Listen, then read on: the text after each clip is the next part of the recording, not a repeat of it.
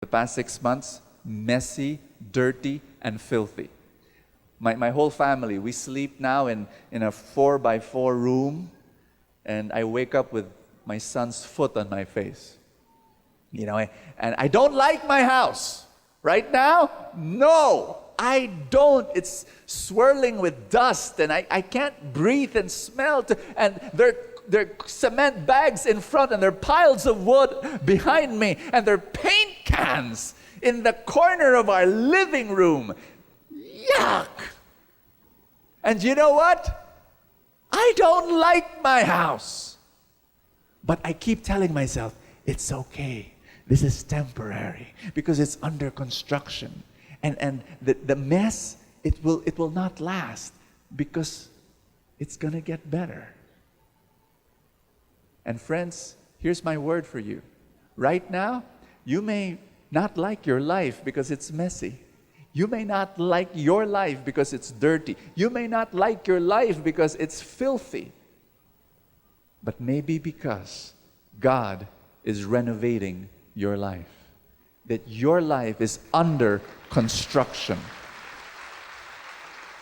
Hold the hand of someone beside you. Squeeze it hard. Look him in the eye. Tell that person, your mess is temporary. Tell that person, God is renovating your life.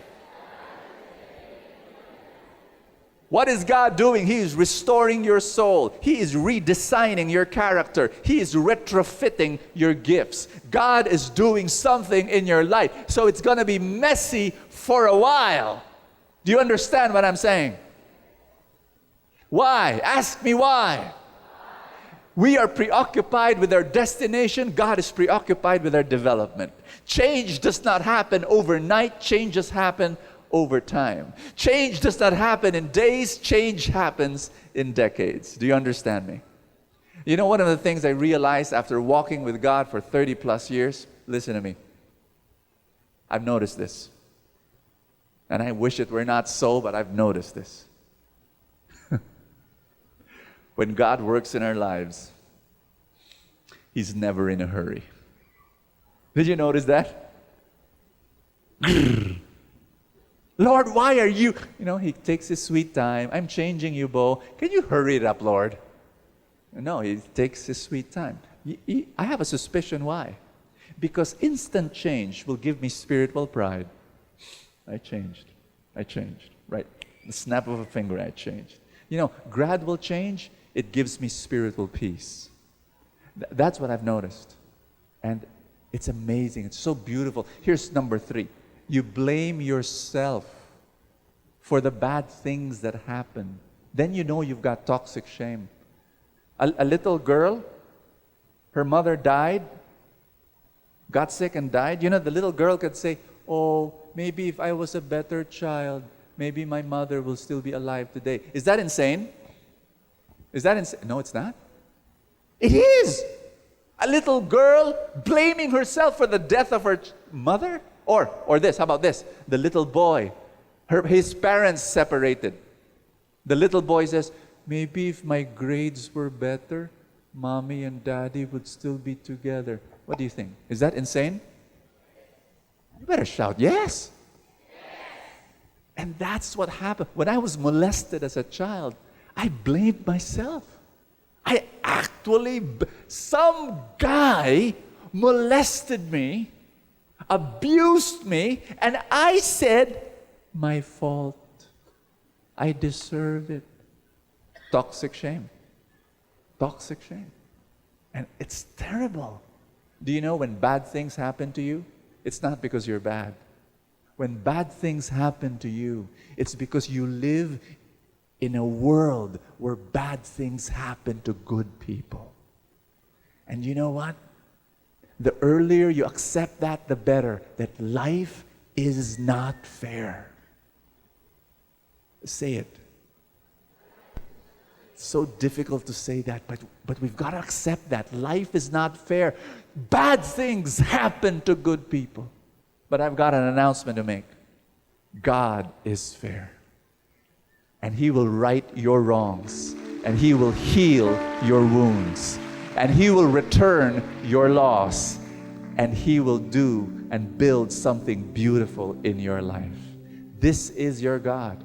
At the end of the day, this is what's going to happen. Yes? Here's number 4. What's number 4? You feel hopeless. Toxic shame makes you feel hopeless. You know, every morning when I woke up sad, didn't know it was hopelessness. It was actually depression. Hopelessness and depression, they go together. When during those years of discouragement, my songs were, yesterday, all my troubles seem so far away. What's the song? Now I need a place to hide. Oh, I believe that yesterday. Depressing. Hello, darkness, my old friend. I've come to talk to you again. It's a nice song, but it's depressing. Lonely, I miss. Those were my songs. Here's sign number 5. Sign number 5. You have addictions. If you have toxic shame, you will have addictions. And it's not just the common addictions. I mean, yes, they're included, alcohol, drugs, smoking. But even the more socially accepted addictions, like addictions to shopping, materialism, food, they come from toxic shame. Even the hidden addictions, the sex addiction, the approval addiction, religious addiction, there's such a thing. People who go to church every day and then don't think of their families and forget their families. All these addictions, they come from toxic shame. Ask me why. Remember that toxic shame comes from a lack of love. Addiction is a hunger for love. All addictions is a hunger for love. All. Everybody say all. All addiction is a hunger for. All addiction is a painkiller for toxic shame. All addiction is an escape from your bottomless pit of worthlessness. If you have an addiction, if you have a compulsion in your life, and you have not been able to control it, it is because of your toxic shame. If you want to heal your addiction, heal your toxic shame. How? Shout it out. How? You look at the cause. If you want to heal a disease, understand the cause and you will be able to understand the cure. You got me? No, you didn't. You got me? To heal a disease, understand the cause and you understand the cure. Do you know Magellan, for example? Do you know him? No, not very much. May I refresh your memory? From Professor Villame.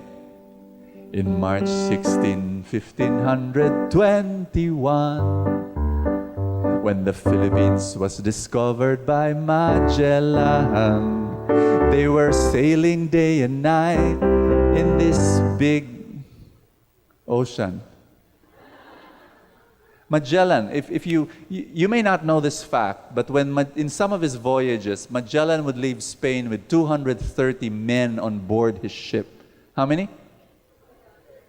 He would arrive in his destination with 22 men. All of the others died and that was typical. 208 would die, in a voyage. That was typical. From 1500 to 1800, 2 million men died on board ships. Do you know why? Ask me why. Because of one disease.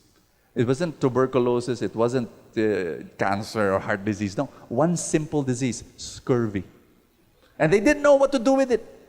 If you go to if you ride a voyage in a ship that would last for 6 to 8 months, half of those men will not reach their destination because of scurvy. They didn't know how to, but one day a doctor realized the cause of scurvy. The cause of scurvy is the lack of vitamin C. Obviously, if you're in a ship, there are no fruits, no vegetables, you just eat dry, And so what they did was they loaded the boat before leaving port. They would load the boat with crates and crates and crates of oranges and find a way to preserve, the fruits and etc.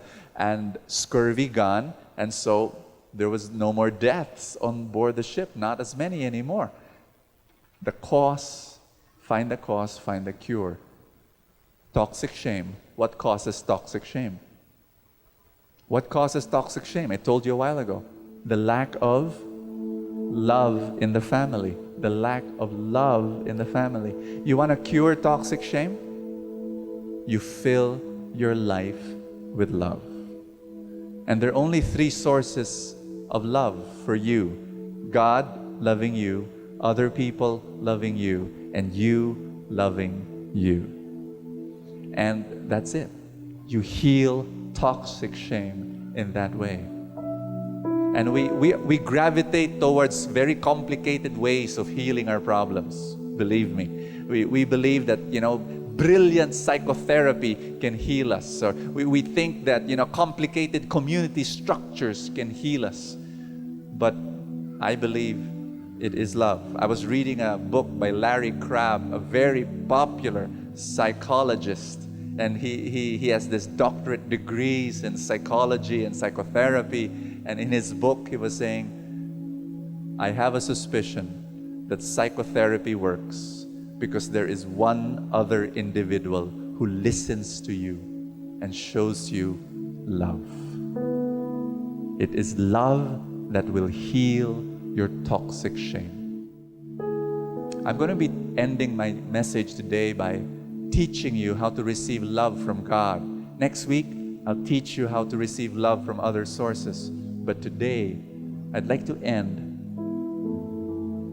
by teaching you how to receive love from God. It's not easy. You think it's easy. Lord, love me.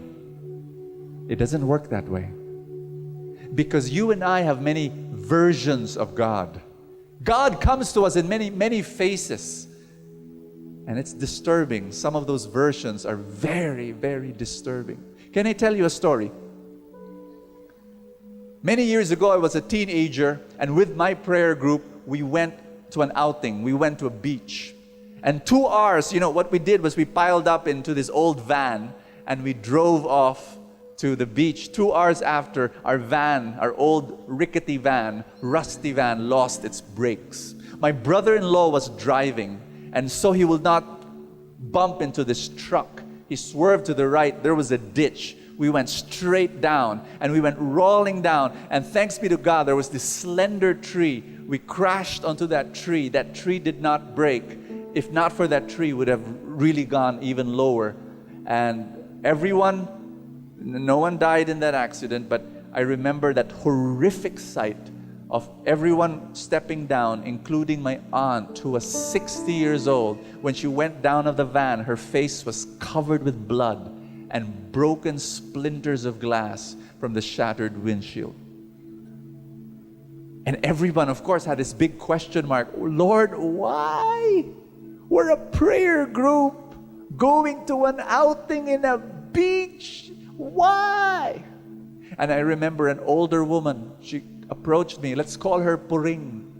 She said, Brother Bo, I think I know why this happened to us. She was shaking. She was holding my hand. And I said, why? And Sister Puring said, because we forgot to pray. Before we left Cubao, we forgot to pray, and God is punishing us. As a teenager, listening to that, I knew there was something wrong with her version of God. But believe me, that version is very popular. This is Puring's version of God. Let me act it out to you. Aha! You forgot to pray? You forgot me? Your God? How dare you? You forgot to pray. I'll teach you a lesson. I will zap your brakes. Bzz. Now you will remember to pray. Many people worship that kind of God. How do I know? because I worshiped that kind of God a long time ago. Not only did I worship Him, I preached about Him. I was what you call a guilt trip preacher. For many, many years, when I preach to you, I know I will be successful. I know if I did a good job preaching, if you go home feeling guilty. Guilty of your sins and guilty. Not only guilty, I wanted you to go home feeling ashamed. Ashamed of not praying enough, ashamed of not reading your Bible enough, ashamed that you don't serve enough, ashamed of yourself. That's what I wanted you to feel.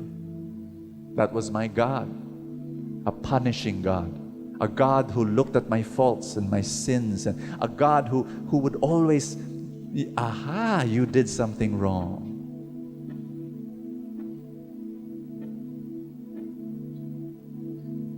And then God came into my life. He knocked on my door, and I was shocked. Because that God was so happy. So happy. And then He said, "Hi, Bo, I'm God." No, you're not. You don't have a frown on your face. But this happy God said, "No, I'm God." I said, "No, you're an imposter. You can't be God. You're too happy. You're too light. You're too petty." And it was true. He was petty. You know why? Ask me why. This God was interested in me. He was interested in my dreams. Would you believe? And I asked Him, no. Shouldn't you only be interested in my sinfulness? Correcting my sinfulness? That's what you should do. And no, this God, this happy God, He was not obsessed with my sins at all. You know what? He was obsessed with me. It was like my sins were not a big deal to Him. I was big deal to Him. And